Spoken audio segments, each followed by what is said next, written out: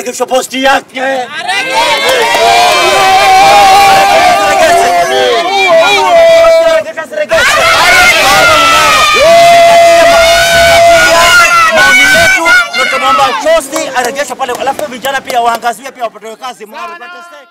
Siku chache baada ya gavana wa kaunti ya Kilifi Gideon Maitha Mung'aro kufanya mageuzi kwenye baraza lake la mawaziri, baadhi ya wakazi wa kaunti ya Kilifi wamejitokeza kupinga mabadiliko hayo. Wakizungumza na wanahabari walipoandamana kwa amani mjini Kilifi kupinga hatua hiyo ya gavana Mung'aro, wakazi hao walieleza kutoridhishwa na hatua ya kumhamisha aliyekuwa waziri wa fedha Yahya Ahmed Shosi kutoka wizara hiyo hadi ile ya michezo kabla ya kujiuzulu. Honorable Mrs. Yahya Shosh Ahmed, who is currently the Finance, Economic Planning and Resource Mobilization CEC, will be moved to the Gender, Sports, Youth, Social Services, Special Programs and Disaster Management as the CEC.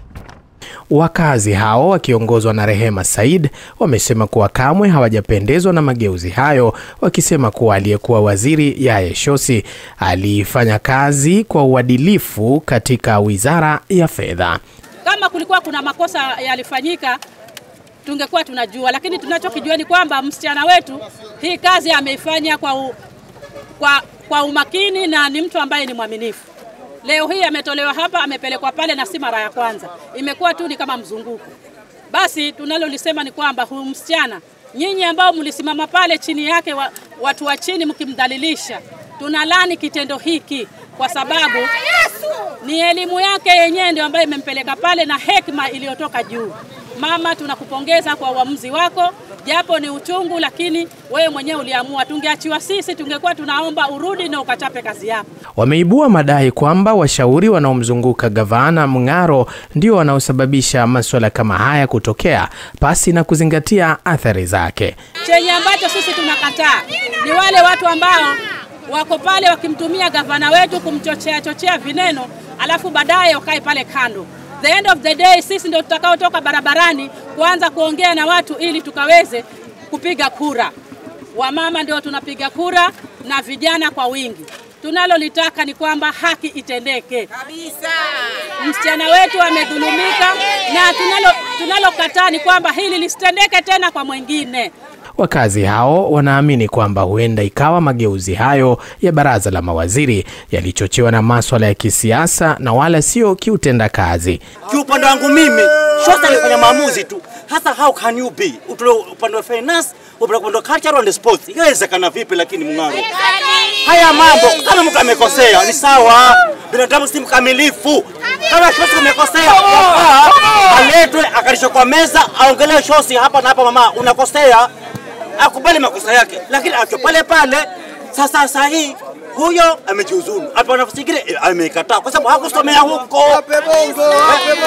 Kaunti ya Kilifi imekuwa ikilaumiwa kwa muda kutokana na kuongezeka kwa malimbikizi ya deni linalodaiwa na wakandarasi ambao hawajalipwa kwa miaka sasa, na huenda hili lilichangia pakubwa uamuzi wa gavana Mung'aro kutekeleza mabadiliko hayo. Hii ni mara ya pili sasa waziri huyo akihamishwa na kurejeshwa katika wizara hiyo, ambapo pia amehudumu katika wizara ya ugatuzi.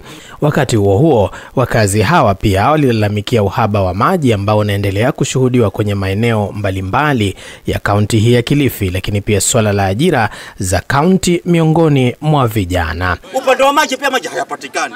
Ni vile tu hata kuna visima kwa tasika kabisa. Mung'aro mambo mengi.